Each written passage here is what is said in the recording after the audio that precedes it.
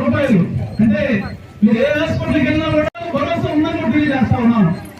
ఎలాంటి జబ్బులైనా సరే ఈ రాష్ట్రానికి ఆరోగ్యం ద్వారా ప్రతి లక్ష్యం బాల్యం శ్రీనివాసాన్ని నేను రావడానికి తెలియజేస్తా ఉన్నాను. పేదలకు కొట్టబడ్డానికి జరిగింది.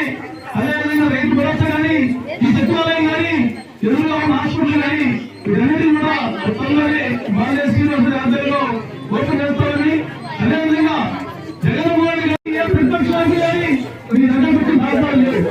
దాదాపుగా హాస్పిటల్స్ డాక్టర్స్ పెట్టి నర్సులు పెట్టి అందరికీ కూడా